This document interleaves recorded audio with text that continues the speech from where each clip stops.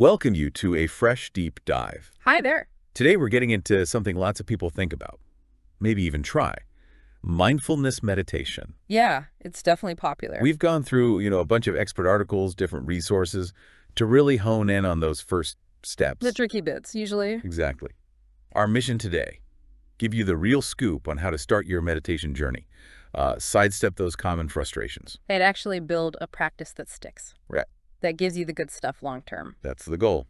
Okay, let's dive in. Well, it's interesting. The whole idea of meditation can sometimes set you up for a bit of a fall, almost. How so? People hear meditation, and understandably, they kind of hope for this instant, wave of calm the first time they sit down. The magic button expectation. Right.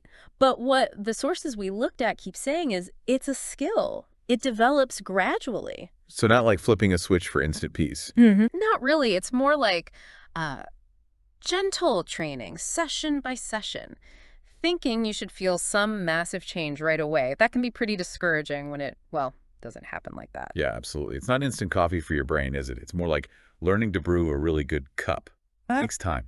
Good analogy. And another thing that seems to trip people up is this idea you need a totally blank mind, like zero thoughts. Oh, that's a huge one. A really common misunderstanding. Because thoughts just pop up, don't they? And then beginners feel like, oh, I'm failing at this. Exactly. But the research actually shows our minds are, designed to be busy. Some studies even suggest our minds wander almost half the time. Wow, half the time. Okay. So, yeah, trying to completely stop thoughts, it's not just unrealistic, it kind of misses the whole point. So what is the point then with thoughts? The practice, according to our sources, is more about noticing those thoughts, seeing them, without getting hooked or judging them. Like clouds passing by. We talked about that before. Precisely. Observing them float by and then gently, gently bringing your focus back. Usually to the breath. That's the common anchor. Okay. So the noticing and the returning, that's the exercise. That's it. That's what builds that attentional muscle. Interesting.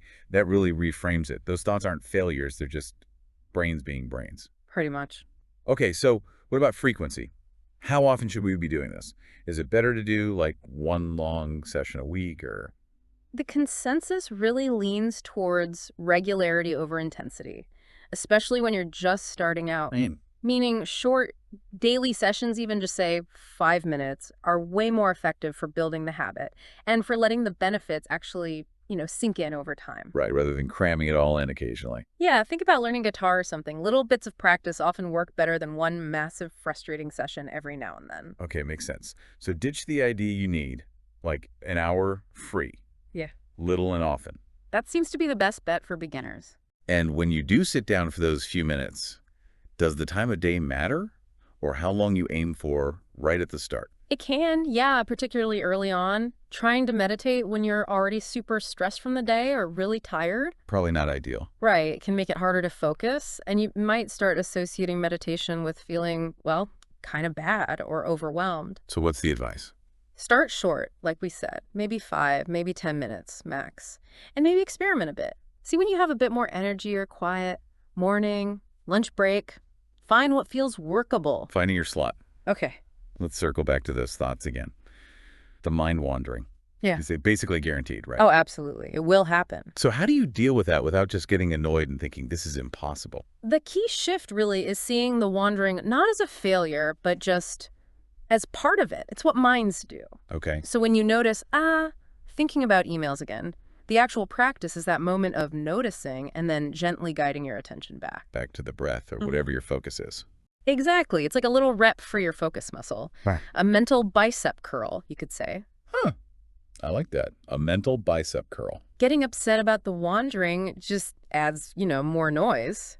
The aim is gentle awareness, not a battle for a blank mind. Gentle awareness. Got it. Yeah. And it sounds like that gentleness should apply to how we think about the whole session too, like judging if it was good or bad. Oh, definitely. There's really no pass-fail grade in meditation. That's freeing. Yeah. Judging a session based on did I have lots of thoughts or did I feel super calm? It just creates pressure. It can actually get in the way. So what's the alternative? Just showing up, having the intention to be present with whatever's happening in that moment. That's the success. Presence over perfection. Presence over perfection. Okay. That takes the pressure off. Now, what about people who tried a few times, find it maybe a bit weird or difficult, and just think, nah, not for me. That's super common too. Quitting too early. Why does that happen so often? Well, because it is a new skill. Like anything new, it takes patience. You probably won't have some huge epiphany on day one. Right. And yeah, it can feel a bit challenging sometimes, restless, maybe bored. But like learning anything, the real benefits tend to build up slowly with consistent effort. Like planting a seed. You don't see the tree overnight. Exactly. You got to nurture it even when you don't see much happening on the surface yet. So perseverance is key, especially in those early stages. Definitely. And one last potential pitfall, is there a danger of trying like too many different types of meditation all at once when you start? Yes, that can happen. You know, you hear about breath focus, body scans, loving kindness, walking meditation. There are lots of options. Then you want to try them all. Naturally. But the sources suggest that jumping around too much too soon can actually be counterproductive. How so? It can feel overwhelming, and you don't really get a deep feel for any one technique. It's generally better to pick one simple method to start, like breath awareness, and stick with that for a while. Build a foundation first. Exactly. Get comfortable with one approach before you start exploring others. Okay, great. So we've covered a lot of the don'ts or common misunderstandings. Let's flip it now. How do we actually make this stick? How do we build that consistency? Right. The number one tip, overwhelmingly, is start small. Really small. Like how small? Like maybe commit to just 3 minutes a day. Or 5, tops. 3 minutes. That's it. That's it. It makes the barrier to entry super low. It doesn't feel like this huge, daunting task. It's just 3 minutes. Achievable. I can see how that would work. Tiny steps. Okay, so you commit to tiny, but how do you make sure those tiny sessions actually happen day after day? A regular schedule is a big help. Meditating at roughly the same time each day helps create a rhythm. Like brushing your teeth? Sort of, yeah. It becomes part of the routine. Your mind and body start to expect it, whether it's first thing in the morning or right before bed. Finding that consistent slot really bumps up the chances you'll do it. Okay, schedule it in, like an appointment with yourself. Exactly. But what if your days are just crazy, packed full? How do you squeeze it in without it feeling like yet another thing on the to-do list? That's where something called habit stacking comes in really handy. Habit stacking. Tell me more. The idea is you link your new meditation habit to something you already do automatically every day. Okay, like what? Well, for example, maybe you always have a cup of coffee in the morning. So the rule becomes, after I finish my coffee, I will meditate for 3 minutes. Ah, so you piggyback it onto an existing habit. Precisely. You use the momentum of the old habit to launch the new one. Makes it much more likely to stick. That's clever. I like that. What about the actual place? Does having like a designated meditation spot help? It really can, yes. Creating a specific space, even if it's just a particular chair or a cushion in a quiet corner. Does it have to be fancy? Not at all. But having that dedicated spot acts as a visual cue. It tells your brain, okay, this is where we meditate. It helps you shift gears mentally. Like a little mini retreat zone. Kind of, yeah. Yeah. Supports the habit. And what about tracking? Some people love tracking their habits. Does that help with meditation consistency? It definitely can for some people. Seeing your progress can be really motivating. How would you crack it? Oh, simple things. Put an X on a calendar for every day you meditate. Use a habit tracking app. Keep a little journal. Just seeing that streak build up. Gives you a little dopamine hit. Something like that. I think A sense of accomplishment encourages you to keep the streak going. Right. It makes the effort visible. Now, let's be real. Sometimes sitting quietly doesn't sound super exciting. How can beginners make it feel less like a chore? Yeah, good point. Injecting a bit of variety or personalization can help. Like, Maybe trying different guided meditations sometimes. There are apps with sessions on gratitude or stress or focus, or maybe finding some calming background music or nature sounds that you like. experimenting to find what feels good. Exactly. Finding what resonates with you makes it more enjoyable, something you might actually look forward to. Turning it from a should into a want. And to really benefit from those sessions, however short, minimizing distractions must be pretty important, right? Oh, massively important, especially at the start. So practical tips? Simple stuff, really. Turn off phone notifications, silence alerts. If you live with others, maybe let them know you need just 5 or 10 minutes undisturbed. Close the door. Yeah. Find a time and place where you're less likely to be interrupted. It just makes the whole experience less frustrating and more focused. Set yourself up for success. Makes sense. And are there ways to like mentally reward yourself to keep the motivation up? Definitely. Celebrating the small wins matters. What counts as a small win? Maybe you manage to meditate every day for a whole week. Or you sat for 10 minutes instead of 5. Or maybe you noticed yourself feeling a bit calmer after a session. Just acknowledging that. Yeah, even just a quick mental, hey, good job, or acknowledging the effort. It reinforces the positive behavior, strengthens your commitment. Nice. Acknowledging the wins.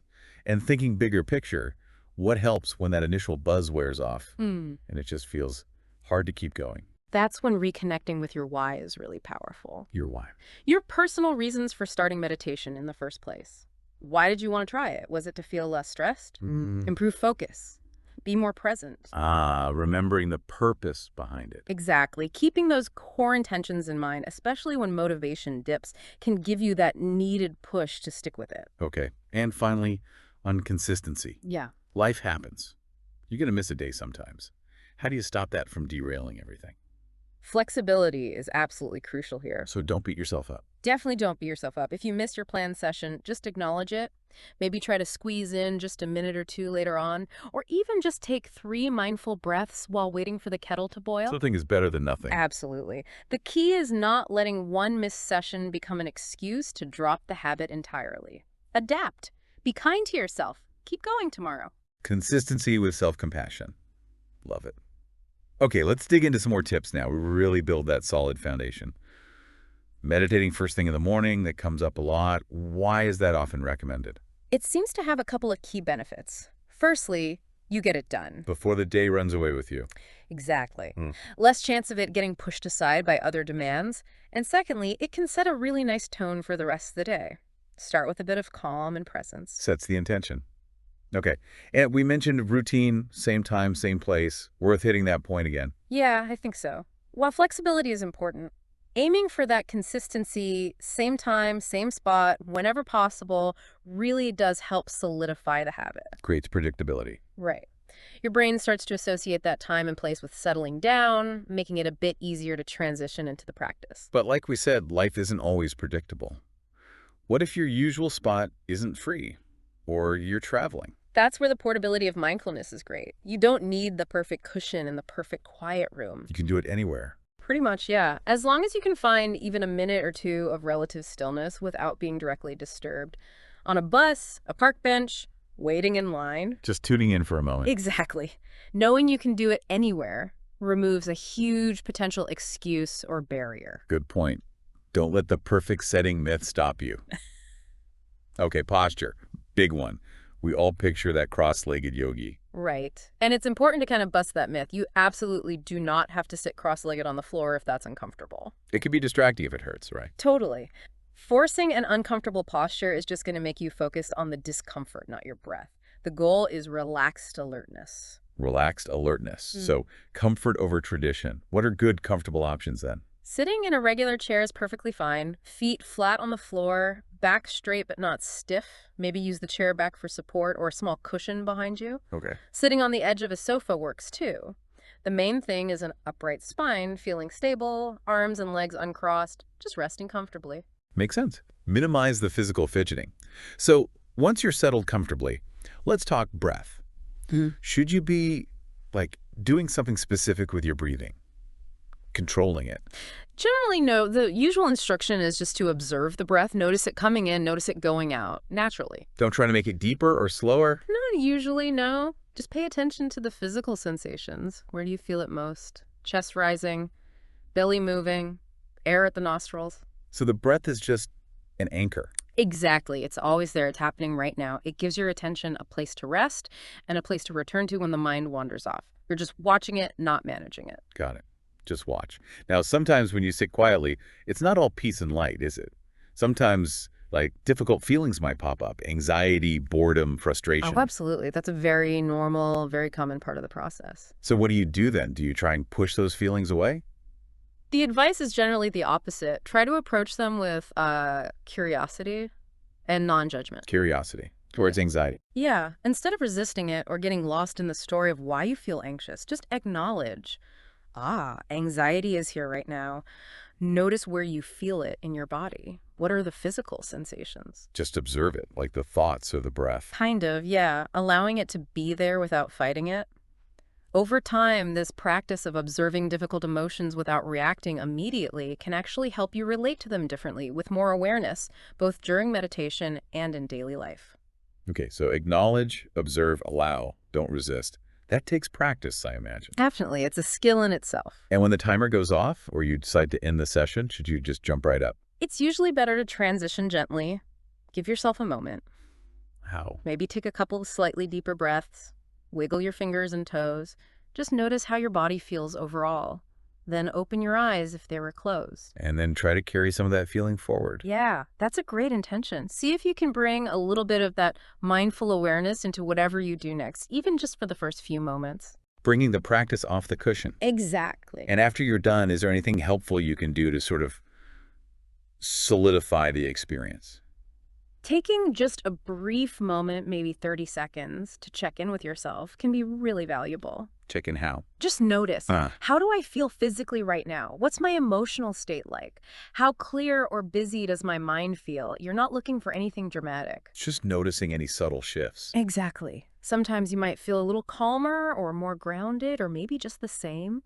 But that act of checking in helps you become more aware of the effects, however small, and reinforces why you're doing it. Right. Connects the action to the potential benefit.